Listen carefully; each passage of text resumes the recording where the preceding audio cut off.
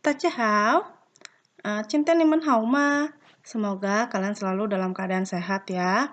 Oke, video pembelajaran pada hari ini, hari Kamis tanggal 18 Maret 2021. Kita masih di tema 8, daerah tempat tinggalku. Hari ini kita akan masuk ke subtema 2, keunikan daerah tempat tinggalku. Pembahasan pada hari ini adalah pembelajaran 1 dan pembelajaran 2. Oke, sebelum Lause masuk ke pembahasan, seperti biasa, Lause akan membacakan terlebih dahulu tujuan pembelajarannya.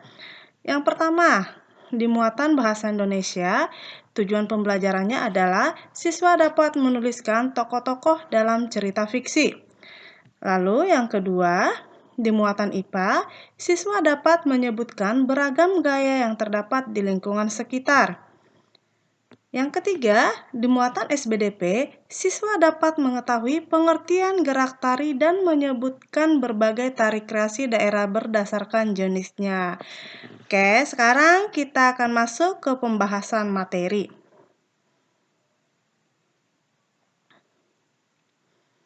Pembelajaran 1, halaman 35 dan 38 muatan bahasa Indonesia.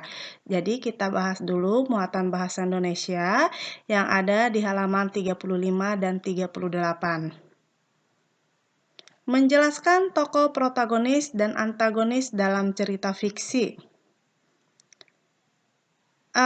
Di tatap muka kemarin, Lause sudah menjelaskan tentang tokoh protagonis dan antagonis ya segmen. Nah, di sini kita bahas kembali.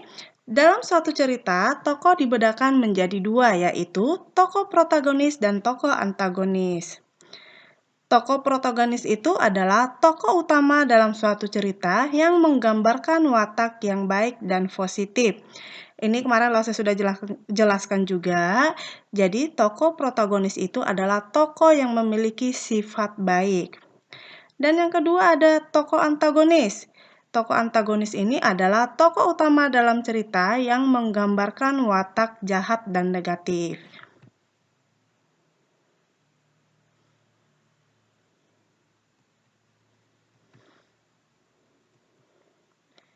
Tokoh protagonis dan antagonis dapat ditentukan dengan memperhatikan hubungan antar tokoh dalam cerita. Tokoh protagonis akan selalu ada dari awal, tengah, hingga akhir cerita.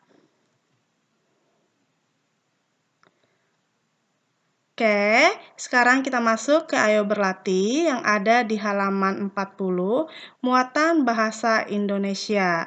Ya, di sini ada sebuah cerita dan dari cerita ini nanti kita akan mencari siapa saja tokoh yang ada dalam cerita asal-usul nama Minangkabau.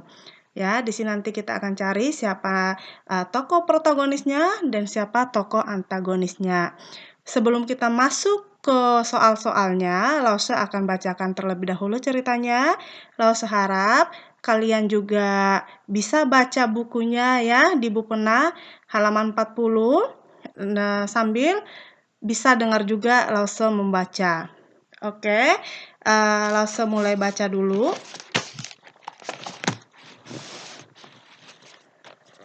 Di suatu negeri di Pulau Sumatera, ada sebuah kerajaan yang cukup besar yang dipimpin oleh seorang raja yang bijaksana. Suatu ketika, kerajaan tersebut didatangi oleh seorang peternak kerbau yang tinggal di perbatasan Pulau Sumatera. Sang peternak pun bergegas untuk bertemu raja dan menyampaikan suatu hal penting kepadanya. Paduka, hamba adalah rakyatmu yang tinggal di perbatasan pulau ini. Hamba jauh-jauh datang ke sini ingin menyampaikan suatu berita penting kepada Paduka Raja, ucap peternak kerbau. Raja pun mengizinkan rakyatnya untuk menceritakan kejadian yang dialaminya dan berusaha mendengarkan dengan saksama. Paduka, suatu pagi di perbatasan, hamba melihat ada sekelompok pasukan dari negeri seberang yang sedang bersiap untuk menyerang negeri kita. Jumlah mereka sangat banyak, Paduka, peternak kerbau menjelaskan. Mendengar cerita dari rakyatnya, raja menjadi gelisah. Raja sangat tidak menyukai peperangan. Ia pun mencari cara untuk melindungi rakyat dan kerajaannya melalui jalan lain selain perang. Beberapa hari kemudian, perkataan peternak kerbau itu pun terbukti. Sekelompok pasukan dari negeri seberang pun datang ke kerajaan dan mengatakan ingin menguasai kerajaan yang makmur dan subur itu. Raja pun berusaha untuk tetap tenang menghadapi pasukan tersebut agar tidak terjadi peperangan. Hai kalian pasukan asing, jika kalian menginginkan kerajaanku, kalian harus mematuhi syarat-syarat dariku. Jika syarat itu terpenuhi, aku akan menyerahkan kerajaanku dengan sukarela, ucap Paduka Raja. Setelah mendengarkan syarat dari raja, mereka pun tersenyum dan menyanggupinya. Menurut pasukan asing, syarat dari sang raja sangat mudah, yaitu hanya mengadu kekuatan kerbau. Mereka yakin bahwa saat adu kerbau nanti, pasukan mereka akan menang dan kerajaan pun menjadi milik mereka. Setelah melakukan beberapa persiapan, hari yang ditunggu pun tiba. Raja dan pasukan asing pun mulai memperlihatkan kerbau pilihan mereka untuk diadu. Pasukan asing membawa seekor kerbau betina yang sangat besar dan memiliki tanduk tajam. Sementara itu, dari pihak raja hanya membawa seekor anak kerbau yang tampak lesu. Melihat kerbau milik sang raja, pasukan asing tersebut tertawa terbahak-bahak. Mereka yakin bahwa kerbau besar mereka pasti akan menang.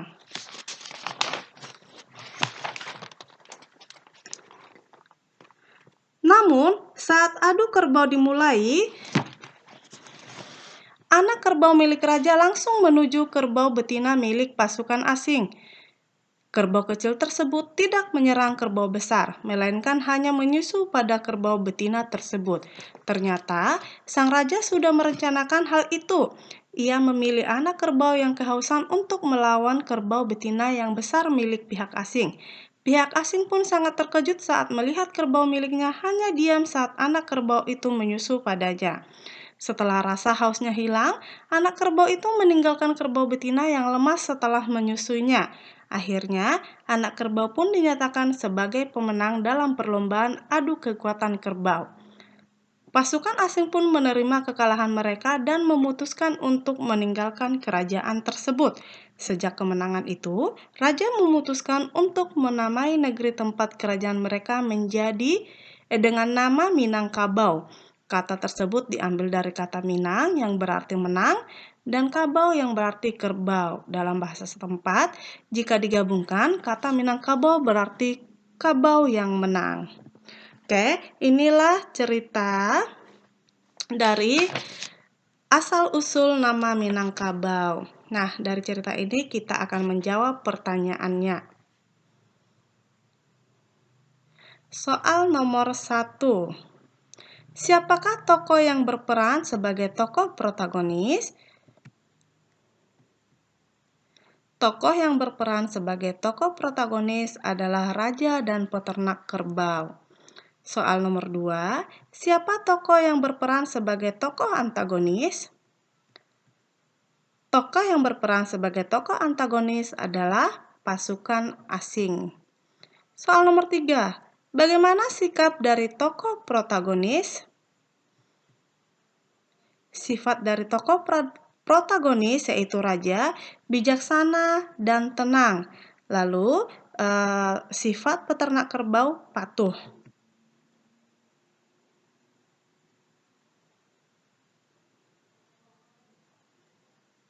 Oke, sekarang kita masuk ke muatan IPA KD 3.4 dan 4.4. Menjelaskan pengaruh gaya terhadap gerak benda. Oke, perhatikan gambar berikut. Dalam gambar berikut ada sapi yang dimanfaatkan tenaganya untuk alat transportasi. Gaya berupa tarikan yang ditimbulkannya mengakibatkan gerobak bergerak. Hal ini membuktikan bahwa gaya dapat membuat benda diam menjadi bergerak. Nah, dari gambar tersebut kita bisa melihat bahwa gaya dapat membuat benda diam menjadi bergerak.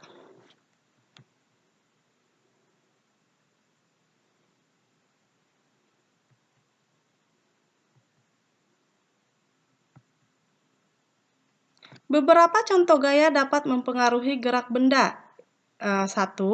Ayunan cangkul akan berhenti ketika menyentuh tanah. Jadi, ketika kita mencangkul, pas cangkulnya kita ayunkan ke tanah, maka secara seketika cangkul kita akan berhenti. Lalu yang nomor 2, hewan pembajak sawah dapat berbelok arah saat diarahkan oleh petani. Nomor 3, petani menanam benih padi di sawah yang mengakibatkan benih padi berpindah dari tempat pembibitan ke sawah. Nah, ini adalah beberapa contoh gaya dapat mempengaruhi gerak benda.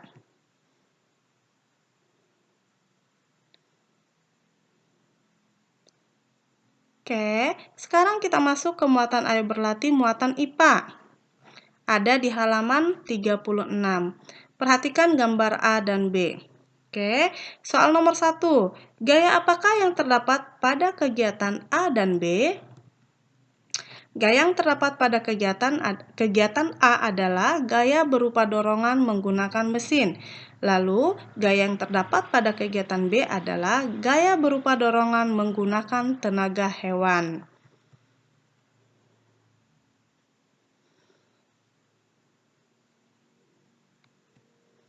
Soal nomor 2, tuliskan pengaruh gaya terhadap alat pembajak sawah pada kedua kegiatan tersebut. Pengaruh gaya terhadap alat pembajak sawah pada kedua kegiatan tersebut adalah gaya membuat benda diam menjadi bergerak dan gaya membuat benda dapat berubah arah. Soal nomor 3, apa yang terjadi apabila mesin traktor direm tiba-tiba saat sedang berjalan? Apa pengaruh gaya terhadap peristiwa tersebut? Jawabannya adalah apabila mesin traktor direm tiba-tiba saat sedang berjalan, yang terjadi adalah mesin traktor akan melambat hingga berhenti. Pengaruh gaya terhadap peristiwa tersebut adalah gaya dapat menghentikan gerak benda.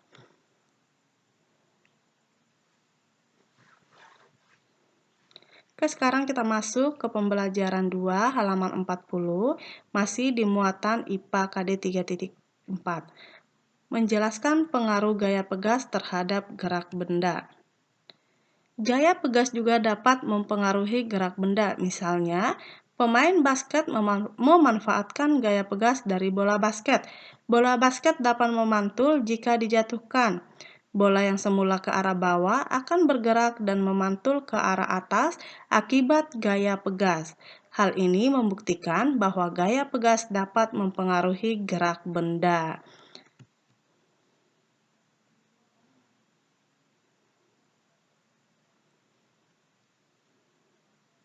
Oke, kita akan menjawab Ayo Berlatih halaman 41. Pertanyaan nomor 1. Apakah terdapat perbedaan pemanfaatan gaya pegas pada gambar A dan B? Jawabannya adalah ya, terdapat perbedaan pemanfaatan gaya pegas antara gambar A dan B. Gambar A itu gaya pegas untuk menarik anak panah dan gambar B gaya pegas untuk mendorong anak agar terpantul kembali ke udara.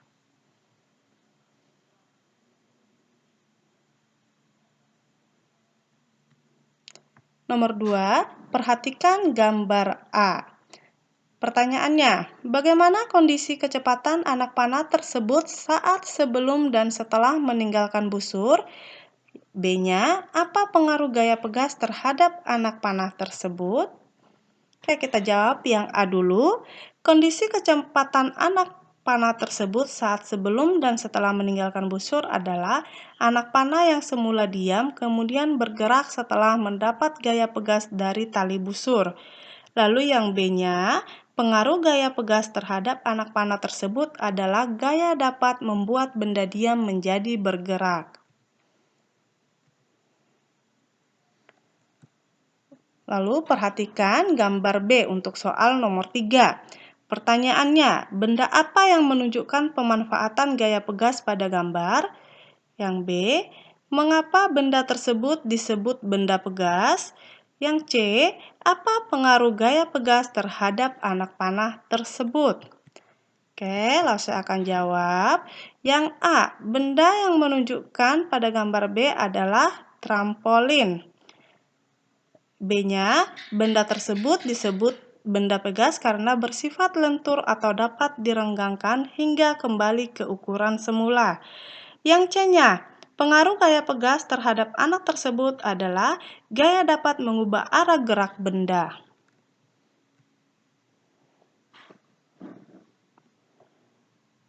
Oke, Sosemen, sekarang kita masuk ke muatan SBDP pembelajaran 2 halaman 37. Mengidentifikasi beragam tarian di Indonesia. Oke, Indonesia terdiri atas berbagai macam suku bangsa yang tersebar di berbagai daerah. Setiap daerah tersebut memiliki jenis-jenis tarian berbeda dan memiliki keunikan sendiri.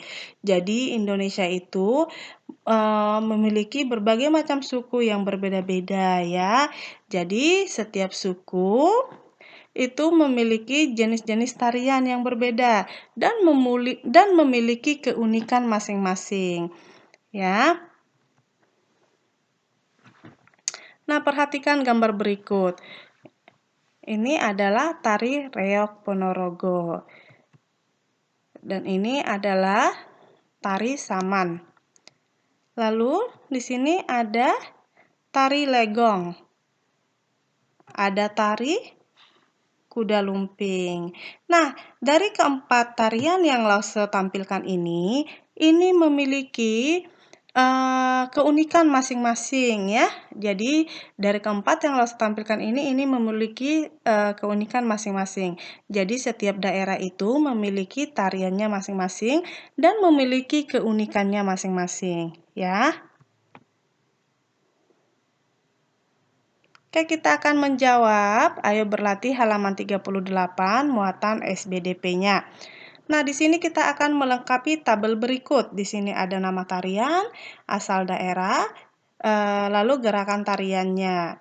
Nah, nama tariannya di sini ada tari kecak, tari selamat datang, tari perang, tari kipas, tari topeng, tari piring, tari seudati, tari mengket, tari cakalele, dan tari serampang 12.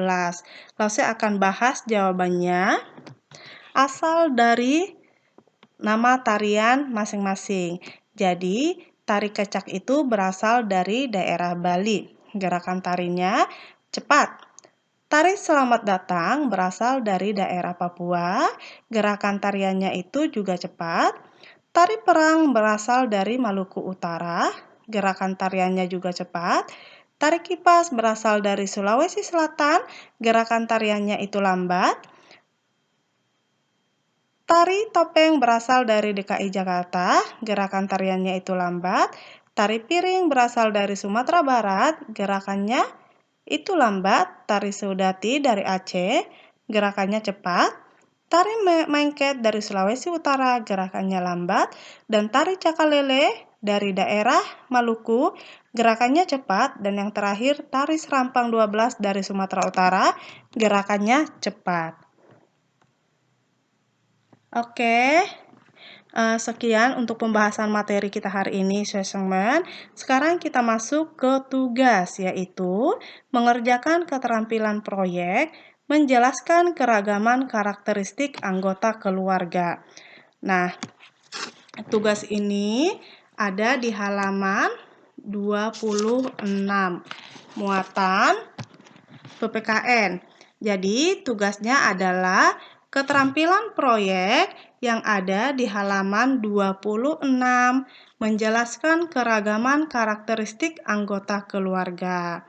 Ya, jadi Sesengmen bisa lihat langkah-langkahnya yang ada di buku Bupena 4D halaman 26.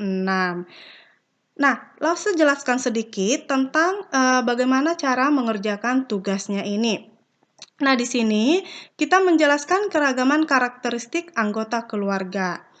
Nah, di pembelajaran sebelumnya, Lause sudah menjelaskan keberagaman karakteristik itu bisa kita lihat juga selain dari fisik, bisa kita lihat dari kegemaran.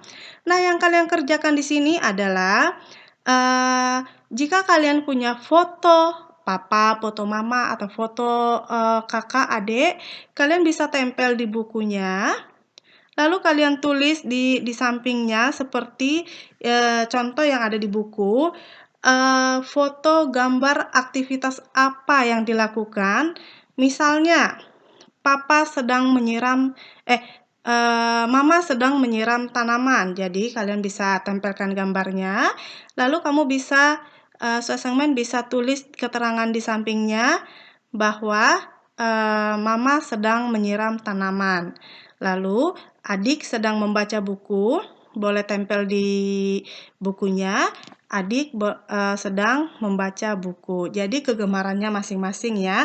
Jika ada foto adik sedang bermain, boleh nanti keterangannya di situ, adik sedang bermain, ya. Jadi ini adalah menjelaskan keragaman karakteristik anggota keluarga berdasarkan kegemarannya. Oke. Nah, gambar tersebut boleh kalian hias. Jika tidak ada foto, boleh kalian gambar, tapi jika ada foto, boleh kalian tempel lalu dihias ya. Oke, dikerjakan di kertas HVS atau kertas karton, hasilnya dipoto bersama siswa mengenakan pakaian seragam. Jadi jika sudah selesai, ini kalian kerjakan di kertas HVS. Jadi, Lause berharap kalian bisa membuatnya atau mengerjakannya sebagus mungkin. Jadi, nanti setelah selesai, hasilnya difoto bersama dengan kalian.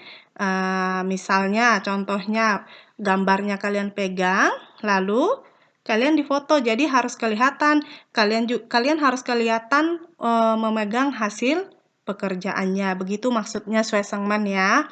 Jadi, saat mengirimkan ke guru kelasnya, foto yang kalian kirimkan adalah foto kalian memegang hasil pekerjaan kalian. Jadi, makanya Lause katakan tadi, gambarnya boleh dihias. Jika tidak ada foto, tidak apa-apa, boleh digambar sendiri. Oke, paham Swesengman ya?